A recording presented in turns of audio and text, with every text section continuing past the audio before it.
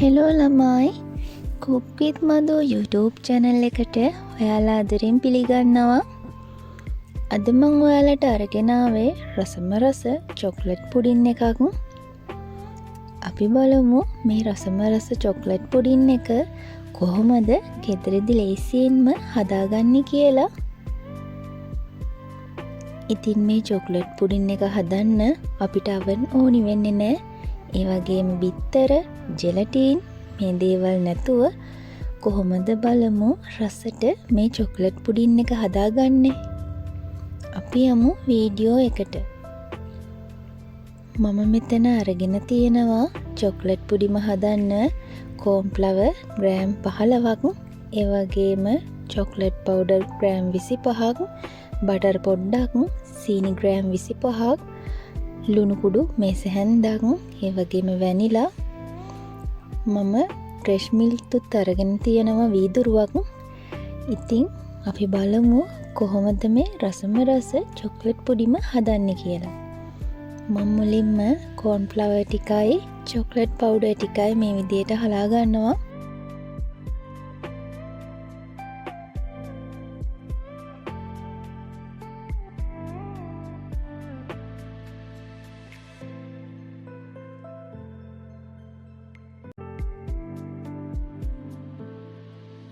ඊට පස්සේ ලුණු මේස හැන්දක් එකතු කරලා මම මේ ටික හොඳට කවලම් කරගන්නවා.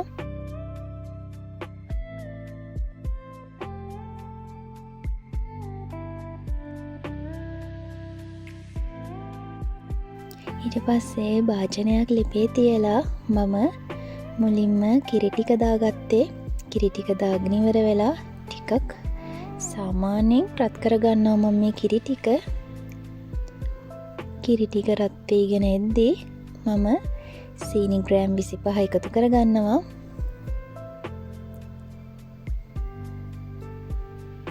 ඊට පස්සේ සීනි ටික හොඳට දිය වෙනකන් මේ විදිහට මම හැඳිගා ගන්නවා.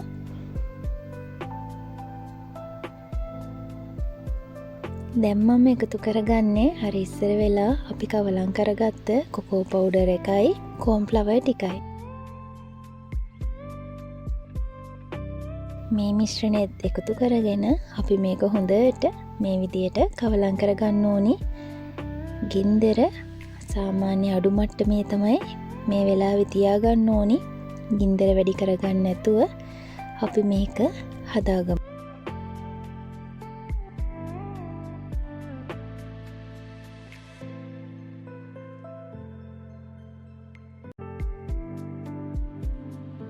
ඉතින් මේ චොක්ලට් පුඩින් එක හදන්න හරිම ලේසි. ඔයාලත් මේක හදලා බලන්න. විනාඩි 10ක්වත් යන්නේ නැහැ ඇත්තටම මේ චොක්ලට් පුඩින් එක හදන්න. ඒ වගේම හරිම රසයි. අපි මේක නිතරම මේ විදියට හැඳි ගන්න ඕනි. හැඳි ගන්න එක නැවැත්තුවොත් මේ චොක්ලට් මිශ්‍රණය කැටි ගහන්න පුළුවන්. ඒ නිසා අපි මේක සාමාන්‍යයෙන් උකු බැටර් එකක් වෙන විදියට මේක හොඳට මේ විදියට හැඳි ගන්නවා.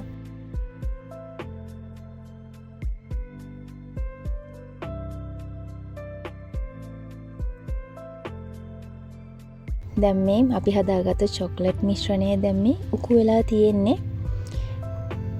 අපි මෙන්න මේ වෙලාවේ අපි එකතු කරගන්න ඕනි බටර් ටික. බටර් ටික එකතු කරගෙන මම මේක හොඳට කවලම් කරගන්නවා.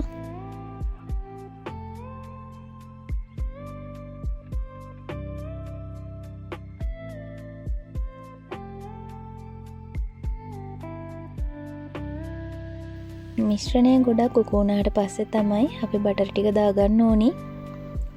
ඊට පස්සේ අපි එකතු කරගන්නවා වැනිලා. අපි මේ විදිහට වැනිලා ටිකකුත් එකතු කරගෙන මේක හොඳට කවලම් කරගන්න ඕනි. දැන් අපි අපේ චොක්ලට් පුඩින් එක හදලා ඉවරයි.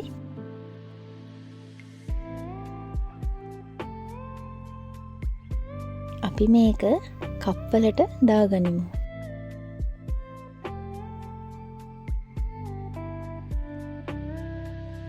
මේ වගේ ඝනකම තිබ්බම මේ චොක්ලට් පුඩින් එකට හොඳටම ඇති. දැන් මම මේ විදියට කප් 3කට මේ චොක්ලට් පුඩින් එක දාගන්නවා.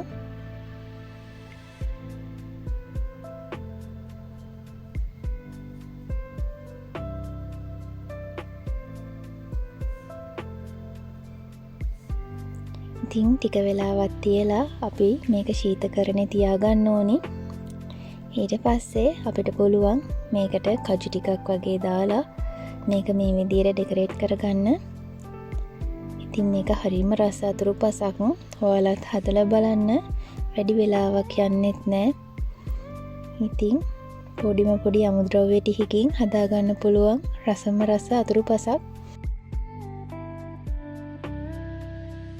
ඉතින් ඔයාලා මගේ වීඩියෝ වලට කැමති නම් ලයික් කරන්න, කමෙන්ට් කරන්න, ඒ වගේම ෂෙයා කරන්න. අලුත් වීඩියෝ එකකින් මම ඔයාලව හමු වෙන්න එන්නම්. ඉතින් ඔයාලා හැමෝටම සුබ දවසක්.